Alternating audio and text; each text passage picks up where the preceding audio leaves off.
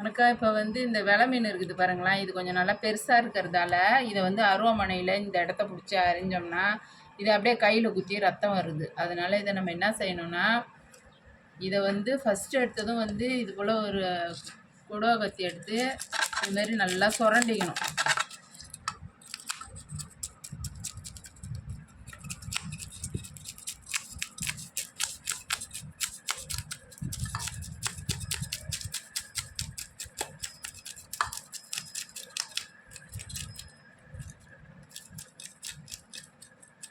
இது மாதிரி சுரண்டிட்டோம்னா இந்த பாருங்க நல்லா போயிடுதுங்களா.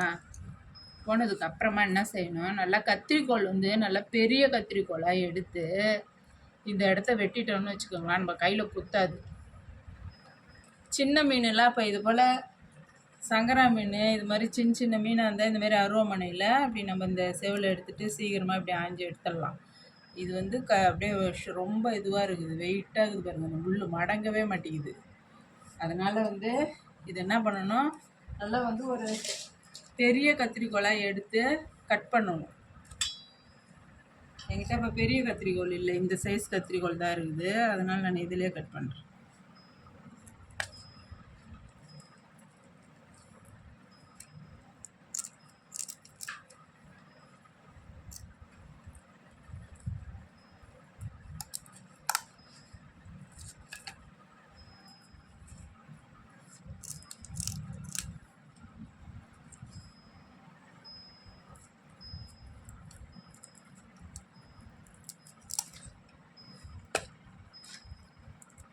இது நல்லா பெரிய மீன்.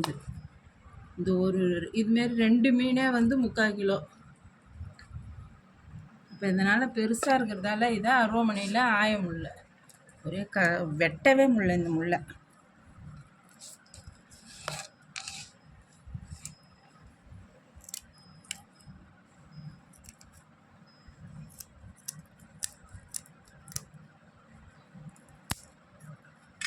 இப்போ பாருங்கள் நல்லா அழகாக வெட்டிட்டேன் பாருங்கள்.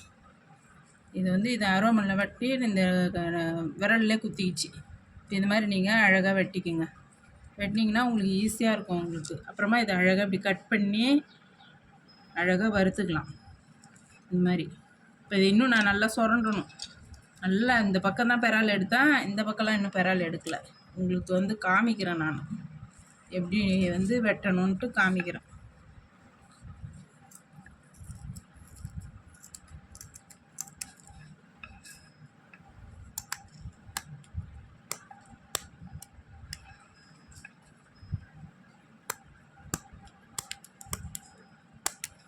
இந்த பாருங்கள் அழகாக வெட்டிட்டு பாருங்கள். பாருங்கள் ஒன்று எப்படி இருக்குது பாருங்கள். இது அப்படியே பயங்கரமான ஷார்ப். இது பாருங்கள் அப்படியே குத்தினா ரத்தம் வந்துடும். இது வந்து நம்ம அருவாமனையில் இப்படி இப்படியே அறியும் போது இதுவே இப்படி குத்திக்கும். அதனால் நீங்கள் இப்படி பண்ணிங்க. அழகாக இதை அப்படியே ஃபுல்லும் வெட்டிட்டோங்களா, இதையும் அழகாக ஃபுல்லாக இப்போ வெட்டிட்டோம். இப்போ இதை வந்து இப்போ வந்து பெறால வந்து நம்ம இன்னும் நல்லா அழகாக இந்த கத்தி இதுமாரி கொடுவா கத்தி எடுத்து வச்சிக்கின்னு ஈஸியாக இருக்கும் நமக்கு பெறால் எடுக்கிறதுக்கு. இதுமாரி சுத்தமாக எல்லா பெறாலையும் இதை இதுமாரி எடுத்துக்கினே இருக்கலாம். அழகாக எவ்வளோ பெறால் வருது பாருங்கள். இது மாதிரி எடுத்துகிட்டு இதை அழகாக இப்படி வெட்டிட்டு நம்ம இதை வந்து வறுக்க வேண்டியது தான். இது நல்ல புது மீன் தான். இது மாதிரி செய்யுங்க, ஈஸியாக இருக்கும்.